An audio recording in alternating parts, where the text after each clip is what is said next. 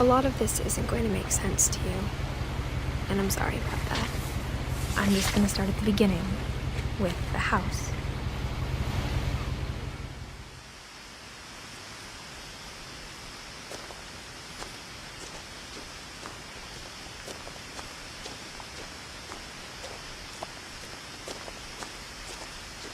I lived here until I was 11, but I wasn't allowed inside half the rooms.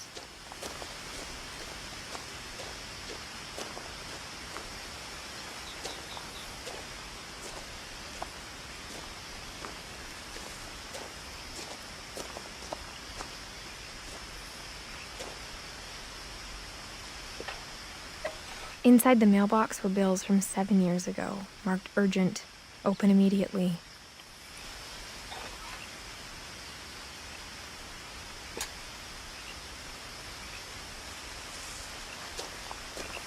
I hadn't been back since my brother Lewis's funeral.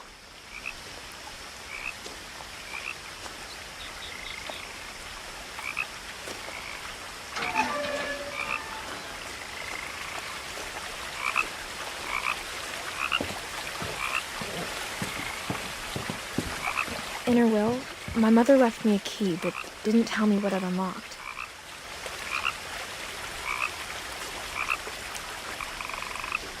Maybe she thought I'd know, or she thought that the mystery would be enough to bring me back.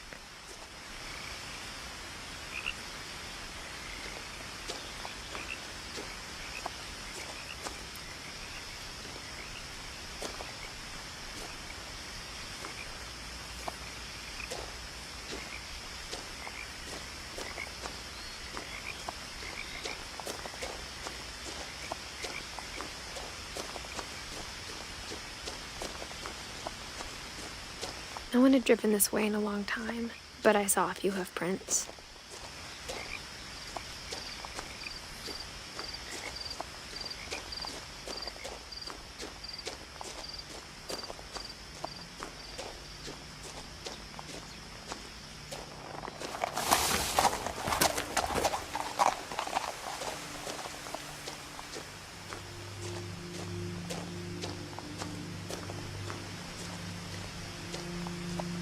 The truth is, even after I inherited the house, I never thought I'd come back to it. But now I had questions about my family that only the house knew the answers to.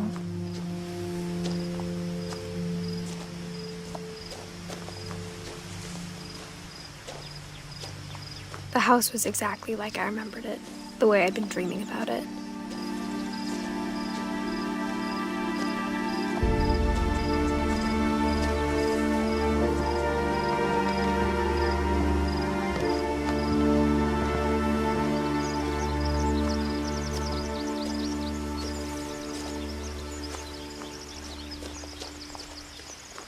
As a child, the house made me uncomfortable in a way I couldn't put into words.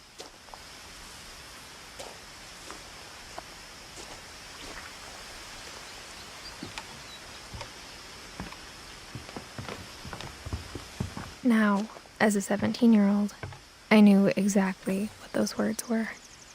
I was afraid of the house.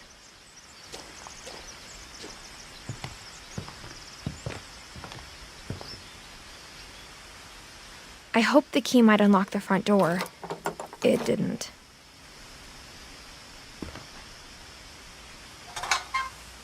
Looking in, I felt like the house itself had been waiting for me.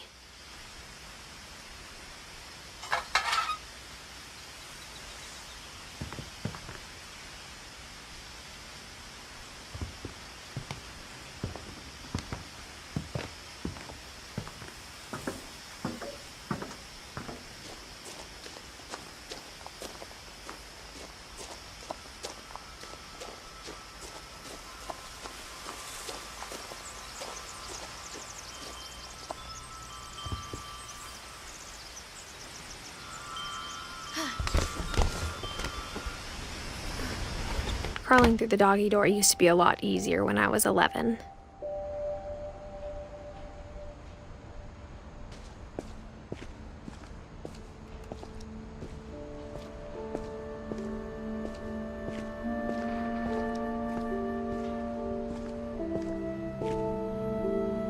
The power had been turned off the night we left.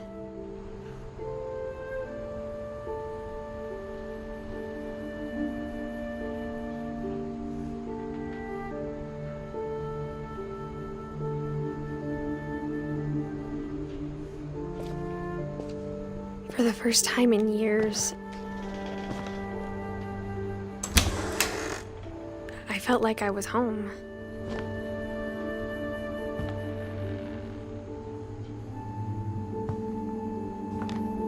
But instead of a family, there were just memories of one.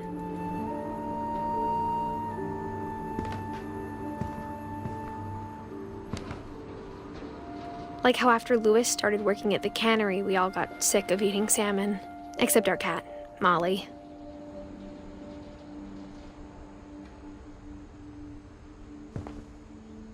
Or how only one restaurant would deliver to our house, so we had Chinese a lot.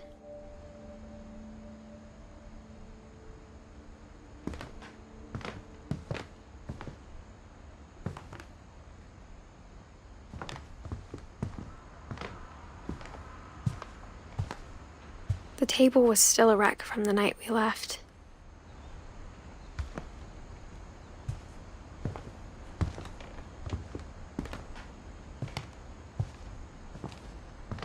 It was like a bomb had gone off, killing everyone but sparing the furniture. My mom was the only one of us who could imagine Great-Grandma Edie living in a nursing home.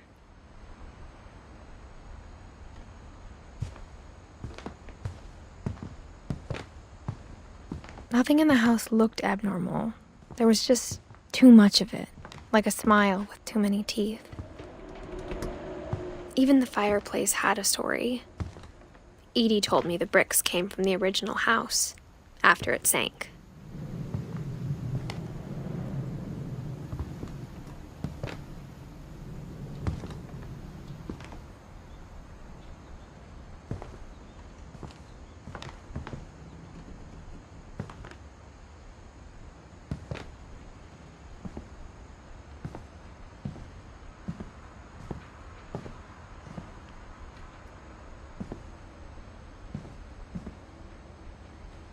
A lot of things got left behind in the whirlwind of that last night.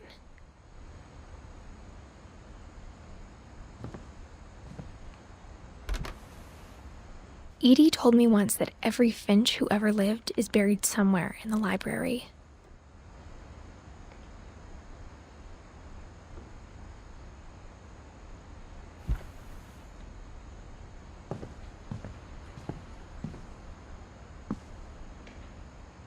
After Milton disappeared, Mom sealed up all the bedrooms. Then Edie retaliated and drilled peepholes.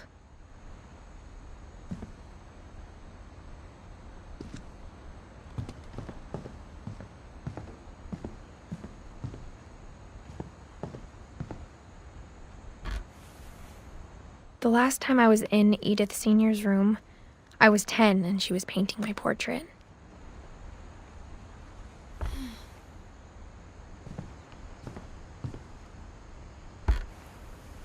As a kid, I just assumed every house had peepholes and sealed rooms you weren't allowed inside of.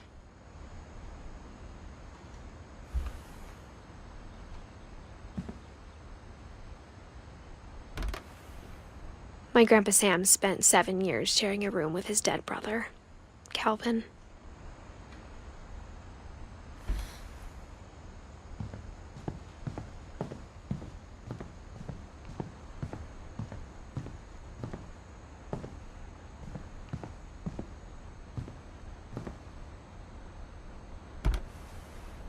Barbara was a child star for 2 years, until America grew out of it.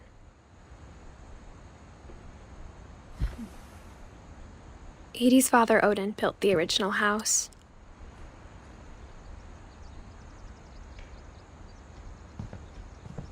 Whenever people ask me about my family, the first thing they always want to know about is Barbara.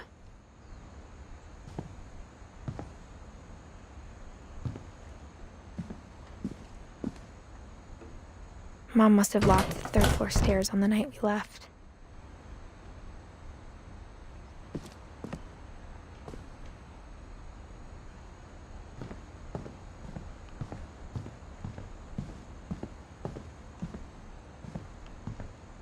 I spent a lot of time playing in Great Uncle Walter's room. I think my mom sometimes regretted not sealing it up.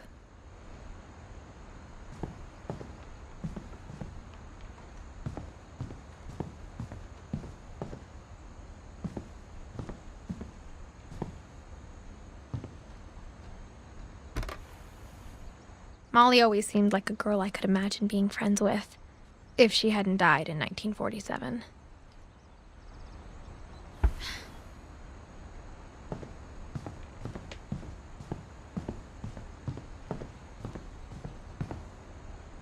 Lewis told me there were secret passages, but I never believed him.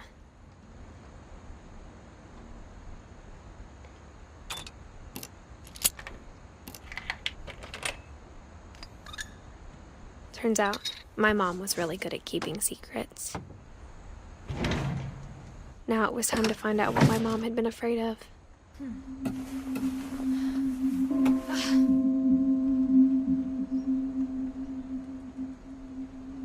From the paintings on the wall, it was clear my brother Milton had been here before me. Reading this, maybe it sounds like I had a plan. But I had no idea what was behind that door.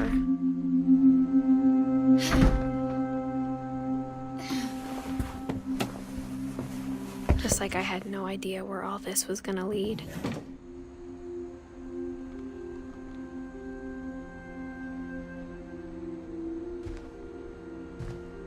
I grew up looking at Molly's room through the peephole. Molly's gerbil had a tiny bedroom with its own even tinier gerbil cage.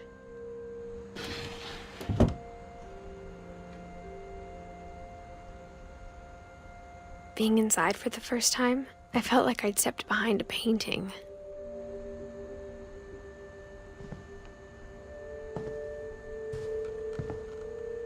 I got the sense Edie had spent a lot of time here, before my mom sealed the doors.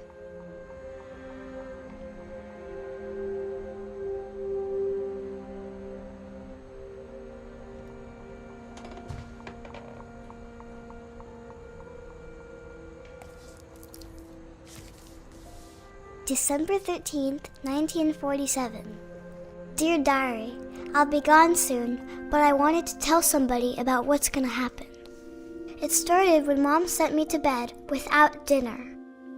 I woke up and I was starving, so I looked around for something to eat.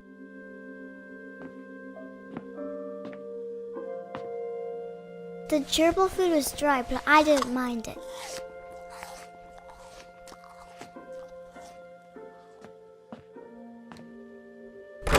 Mom, can I come out now? Sweetheart, it's late. Go to sleep. My Halloween candy was all gone.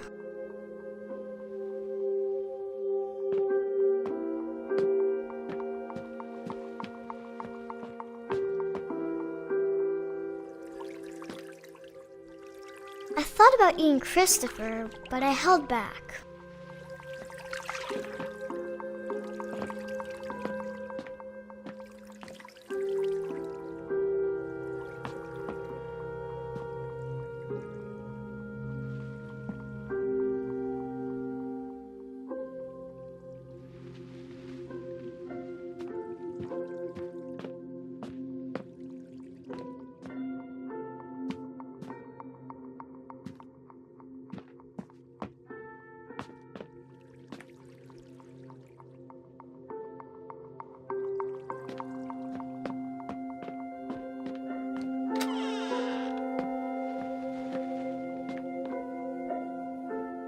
I kept eating and eating.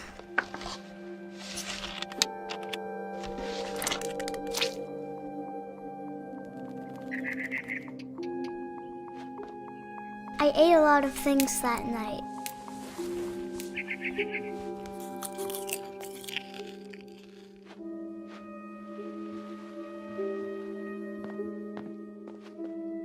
Then I heard chirping outside my window. It was a barn swallow going back to her nest. I reached out for her.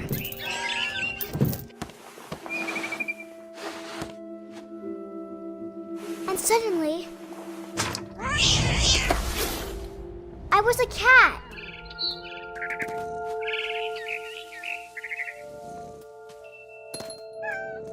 I tried to be quiet, but the bird was really scared.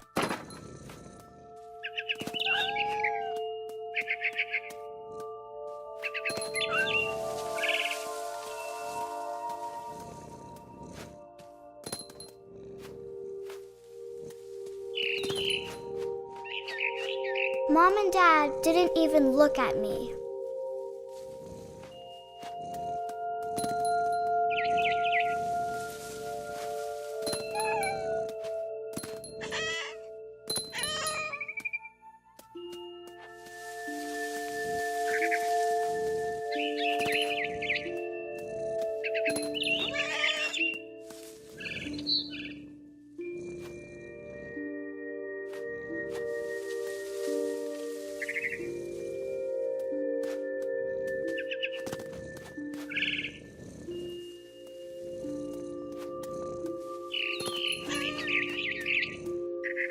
I jumped and I almost got her.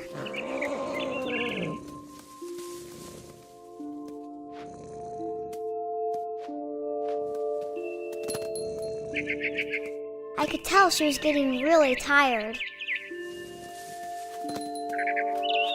Now I was up in the big tree. I promised Dad I wouldn't climb it anymore. All I cared about was eating that mama bird.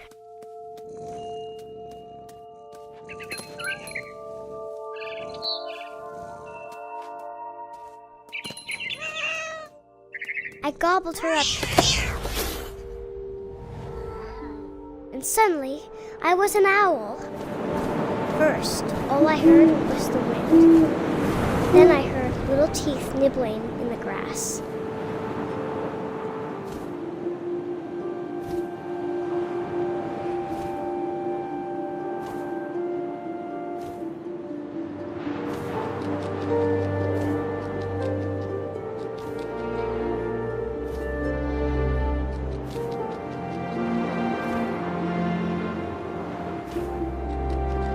Rabbits.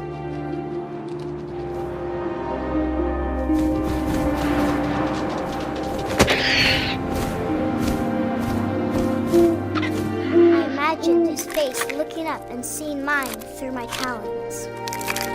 I swallowed him up, and I didn't chew one bit. Then I flew off to find something bigger.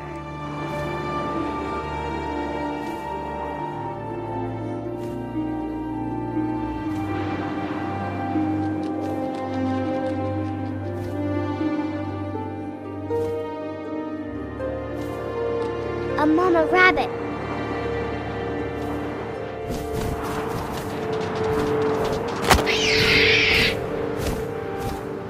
She was almost too big to carry. I started choking, but I couldn't stop eating. And suddenly, I was a shark.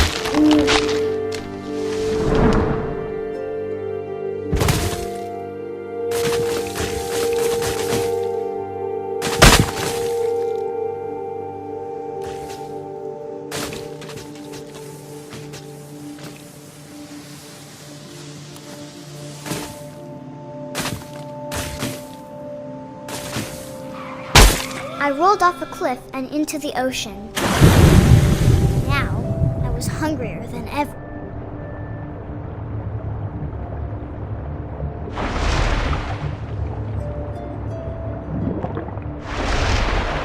I wanted fat, juicy seals.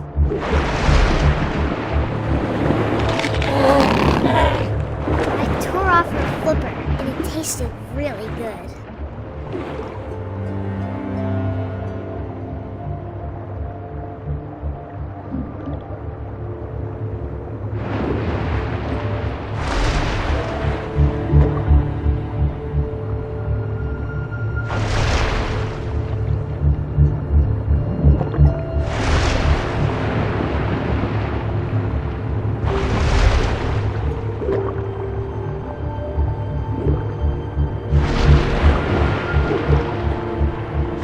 Grabbed on tight, but I was so hungry I jumped out of the water. When I opened my eyes, everything had changed.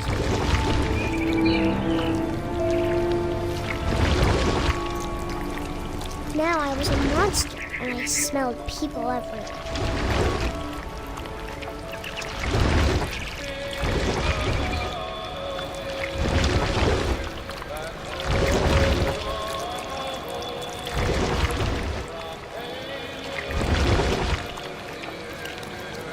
I was big, but I moved real quiet.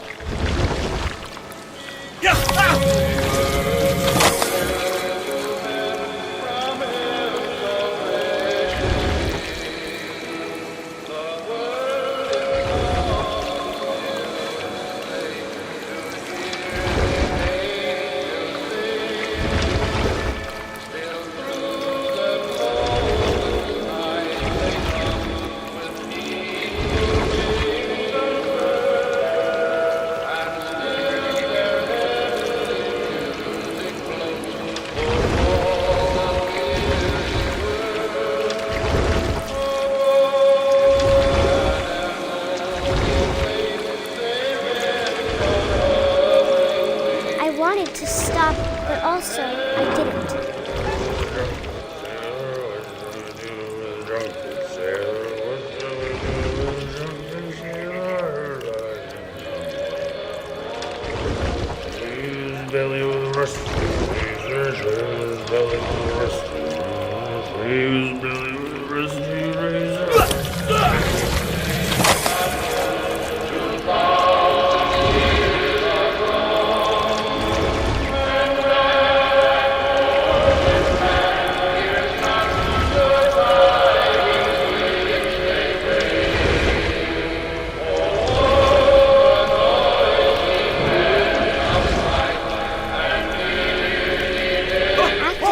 Passenger, I was still hungry. And across the water, I smelled something new. Something I had to have, so I swam towards it. I slithered onto the sand, and the good smell went into an old pipe.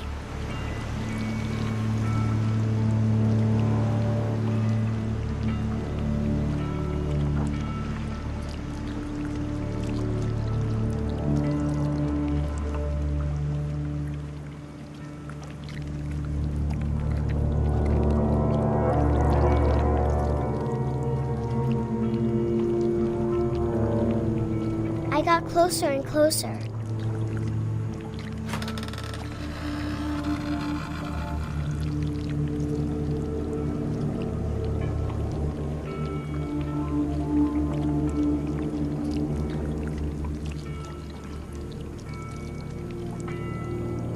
All my stomach started growling. And suddenly, I was me again. I held my breath for a long time, but I couldn't hear anything. I think it's waiting for me to fall asleep. But it's not going to wait much longer. It needs to feed, and we both know I will be delicious.